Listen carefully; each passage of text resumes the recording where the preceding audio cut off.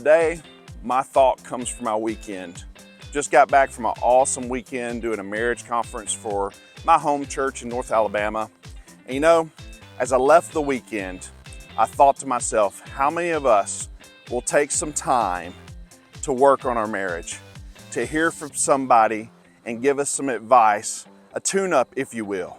You know, it doesn't take a crisis point to need the ability to work on your marriage. And yet if your marriage is like mine, our kids, our schedules, our vacations, our jobs, all the stuff can get in the way. And so I just want to challenge you today. When's the last time you did a tune-up on your marriage? Perhaps it's a conference like that. Perhaps it's just a night out where you and your spouse spend time talking about the things that matter. Because you know, God wants our marriages ultimately to reflect the love of Christ and the church, which means it will never be perfect this side of heaven.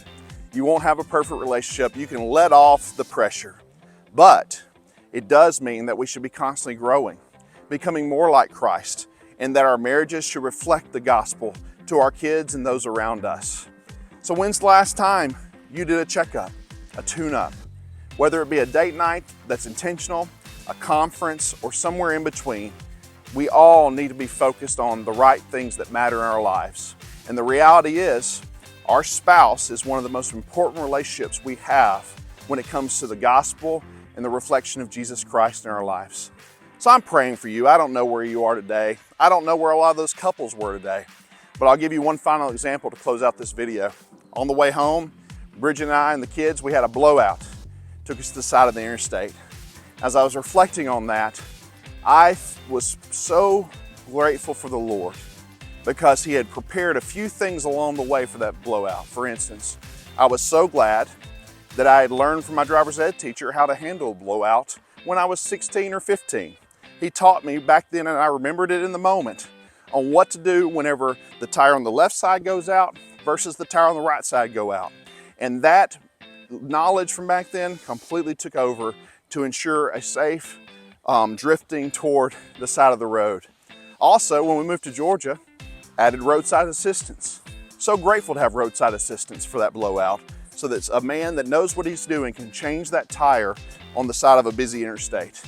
And then lastly, I was glad we had a spare. Didn't really know that, was kind of lucky in that, but man, without that spare tire, we weren't going anywhere. Not even with the help of roadside assistance were we getting somewhere without a tow. So as I say all that, I thought about that issue, and I thought about our marriages.